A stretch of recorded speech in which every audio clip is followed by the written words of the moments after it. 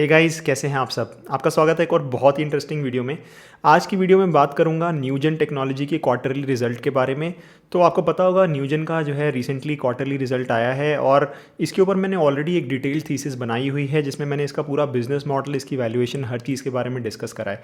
तो अब हम डिस्कस करेंगे कि लॉन्ग टर्म पर्सपेक्टिव से जो है ये रिज़ल्ट कैसा था और जो मैंने रीसेंट कॉन कॉल सुनी उसमें जो है मुझे क्या लगता है कि क्या बिज़नेस की थीसिस जैसे मैं सोच रहा था वैसे प्ले आउट हो रही है या नहीं हो रही। तो बिना टाइम वेस्ट करे चलिए शुरू करते हैं।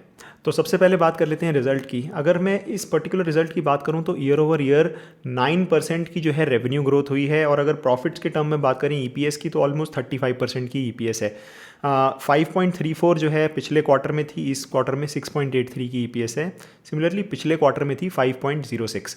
तो अब ये जो आपको नंबर्स दिख रहे हैं ये दिख रहा है कि ईपीएस तो बहुत ही ज़्यादा अच्छी तरीके से ग्रो करी है, लेकिन अगर आप उसमें थोड़ा सा और डिटेल में घुसेंगे तो आपको पता चलेगा कि एक्चुअली में वो ईपीएस उतनी ज़्यादा अच्छे से भी ग्रो नहीं करी है। मेन रीज़न आपको जो है परसेंटेज वाइज इतना ज़्यादा इसलिए लग रहा है क्योंकि पिछले साल जो है इसी क्वार्टर में इन्होंने टैक्स बहुत ज़्यादा भरा था। ऑलमोस्ट 46% का टैक्स रेट था जो कि इस साल 20% है। तो इस वजह से अगर आप ओवरऑल प्रॉफिटेबिलिटी देखेंगे इन टर्म्स ऑफ मार्जिन्स तो लगभग जो है मिलते जुलते ही हैं। पिछली बार 27% के ऑपरेटिंग मार्जिन्स थे, इस बार 29% के ऑपरेटिंग मार्जिन्स हैं।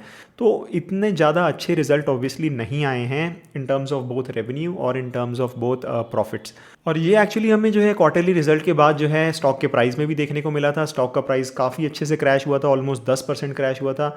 लेकिन अब यहाँ पे जो है हमें एक लॉन्ग टर्म माइंडसेट रखना चाहिए और लॉन्ग टर्म में जो है देखना चाहिए कि एक्चुअली में क्या हमारी जो थीसिस थी जो हमने बनाई थी वो अभी तक इंटैक्ट है या नहीं। तो आप अपनी स्क्रीन पे देख सकते हैं कि न्यूजन का जो शेयर प्राइस है, अगर मैं पिछले 4-5 दिनों में देखूं तो ऑलमोस्ट 10% का क्रैश दिखाता है, लेकिन अगर मैं उसे लंबे टाइम पे देखूं यानी एक साल पे देखूं तो ऑलमोस्ट स्टेगनेंट है, ज़्यादा कुछ भी नहीं हो रहा है पिछले एक साल में।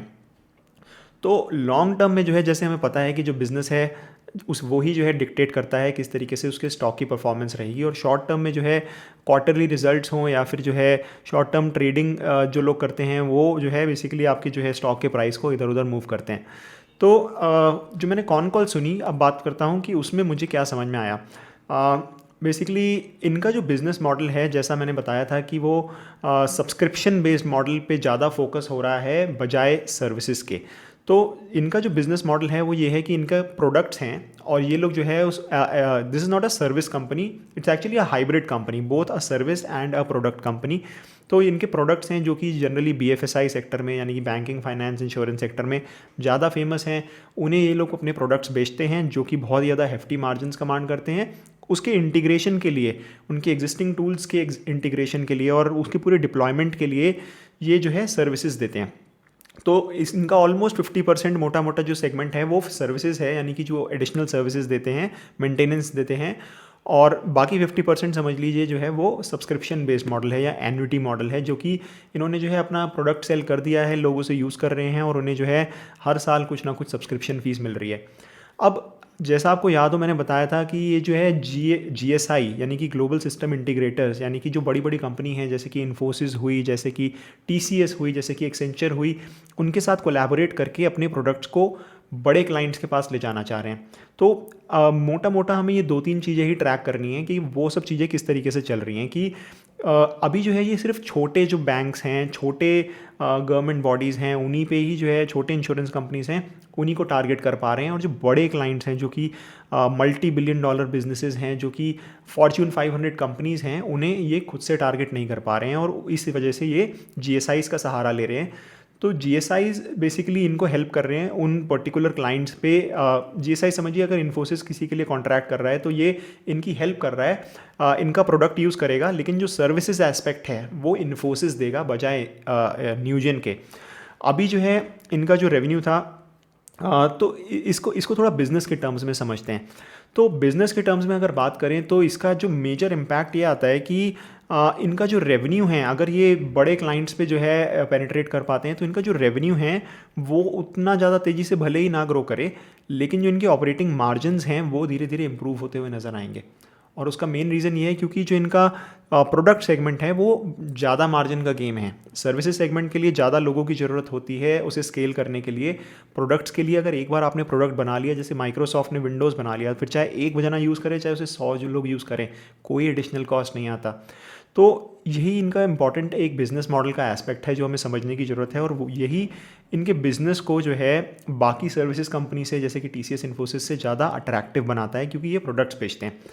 तो अब बात कर लेते हैं इस करंट क्वार्टर की। तो ऑलमोस्ट 17 न्यू लोगोज जो है इन्होंने विन करे। जो मैनेजमेंट ने बोला कि की रीज़न थे जिस वजह से ये लोग रेवेन्यू ग्रोथ अच्छी नहीं कर पाए, वो ये थे कि इंडिया का जो गवर्नमेंट सेक्टर था वो उतने अच्छे से परफॉर्म नहीं करा, नए जो है इनको ऑर्डर्स नहीं मिले।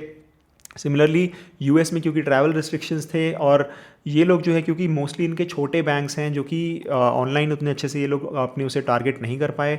इनका ये कहना था कि जैसे बाकी जो कंपनीज़ हैं उन्हें बहुत ही अच्छी टेलविंड मिली, ये इन्हें जो है उतनी अच्छी टेलविंड नहीं मिली क्योंकि ये छोटे बैंक्स को जो है टारगेट करते हैं। और सिमिलरली इन्हें जो है वहाँ पे जाके फेस टू फेस बात करके जो है थोड़ा ये समझिए कि एकदम पुल मॉडल नहीं है, पुश मॉडल है अभी करंटली अगर बात करें तो।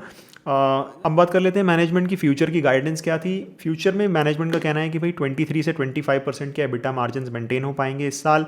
रेवेन्यू अगर मैं ओवरऑल जो हाई लेवल पिक्चर मुझे समझ में आई, this is not a 25-30% growing business.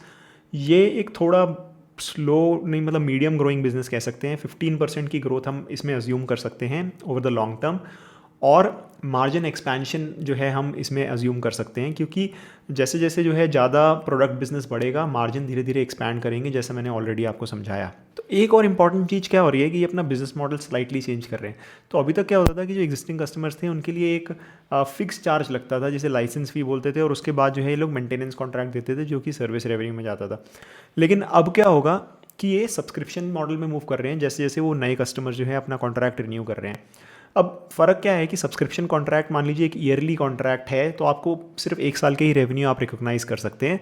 लेकिन जब आप बेसिकली जब आप पिछले मॉडल में थे तो उसमें आपको एक हेफ्टी जो है 2-3-4 सालों का अगर कॉन्ट्रैक्ट है तो 3-4 सालों के जो रेवेन्यू है वो एक साथ जो है आप इसी क्वार्टर में जो है आप उन्हें जो है रियलाइज़ कर पाते थे। तो इस वजह से होता क्या है कि जो कस्टमर्स जो है रिन्यू कर रहे हैं for next few quarters, over long term कोई भी फ़र्क नहीं पड़ता क्योंकि ओवरऑल एब्सोल्यूट टर्म्स में रेवेन्यू उतने ही आने वाले हैं जितने की आएंगे। लेकिन थोड़ा सा जो है होगा क्या कि जो एग्जिस्टिंग कस्टमर्स अभी रिन्यू कर रहे हैं और उनको जो है हम सब्सक्रिप्शन मॉडल पे अगर मूव करेंगे तो करंट क्वार्टर की बजाय ओवर नेक्स्ट फ्यू क्वार्टर्स जो है आपको नज़र आएगा जो है रेवेन्यू को डिस्ट्रीब्यूट होता हुआ। तो वो एक थोड़ी सी इंपॉर्टेंट चीज़ है जो कि मैनेजमेंट बोलती है कि भाई थोड़ा उस वजह से रेवेन्यू पे इम्पैक्ट नज़र आता है। तो मोटा मोटा अगर हम देखें तो ये बिज़नेस ऑलरेडी एक फेयरली वैल्यूड बिज़नेस है। ऑलरेडी जो है 25-26 का PE कमांड कर रहा है, और एक मीडियम ग्रोथ बिजनेस है। 15% के हिसाब से एक 25-26 का PE इज़ रीज़नेबल। इसमें क्या मुझे बहुत ज़्यादा डाउनसाइड नज़र आती है? नहीं, मुझे तो बहुत ज़्यादा डाउनसाइड भी नहीं नज़र आती और बहुत ज़्यादा अपसाइड भी नहीं नज़र आती। एक मीडियम ग्रोइंग एक बिज़नेस की तरह कह सकते हैं। मैं पर्सनली बताऊं तो मैं जो है हाई ग्रोथ बिजनेसेस की तरफ ज़्यादा अट्रैक्ट होता हूं। हालांकि इनका जो बिज़नेस है वो ऑपरेटिंग मार्जिन क्योंकि इंक्रीज़ होंगे फ्यूचर में, ऐसा मुझे लगता है, तो एक सुपीरियर क्वालिटी बिज़नेस डेफिनेटली है। लेकिन अगर जो है इनकी ग्रोथ वापस आ सकती है तो ये देखिए 40-50 के PE पे बहुत आराम से ट्रेड कर लेगा अगर ये जो है 25-30% से भी ग्रो कर पाए। लेकिन ऐसा मुझे नहीं लगता कि ऐसा होगा over the next few years. ये 15% के आसपास ही ग्रो करेगा, और उस वजह से जो है अभी फेयरली वैल्यूड मुझे नज़र आता है। और मेरी करंटली कोई पोजीशन भी नहीं है और कोई इंटरेस्ट भी नहीं है इसमें अभी पोजीशन बनाने का, अनलेस ये जो है बहुत ज़्यादा सिग्निफिकेंटली चीप हो जाए, ऐसे 20 के PE पे मिले तो मैं इसमें जो है इंटरेस्टेड होऊंगा। आई होप आपको जो है थोड़ा आइडिया लगा होगा इसके बिज़नेस मॉडल के बारे में भी और थोड़ा बहुत इसकी वैल्यूएशंस के बारे में भी और क्या मेरे थॉट्स थे इसके बारे में। अगर आप इसका डिटेल थीसिस देखना चाहते हैं तो आपको यहाँ पे जो है दिख जाएगा। आप इस वीडियो पे क्लिक करके पूरा डिटेल थीसिस देख सकते हैं कि क्या एक्चुअली में कौन कौन से प्रोडक्ट्स हैं, कि कैसे जो है इनका बिज़नेस ऑपरेट करता है। फाइनली अगर आप तिजोरी फाइनेंस का सब्सक्रिप्शन लेना चाहते हैं और 15% का डिस्काउंट लेना चाहते हैं उस पर, तो Logic15 ये कोड डालिएगा उस पर, तो आपको 15% का डिस्काउंट मिल जाएगा। और इसी तरीके की वीडियोस देखते रहिएगा। मेरे चैनल को सब्सक्राइब जरूर करिएगा। ट्विटर पर आप मुझे चाहे तो फॉलो कर सकते हैं। चलिए मिलते हैं अगले वीडियो में। Bye bye.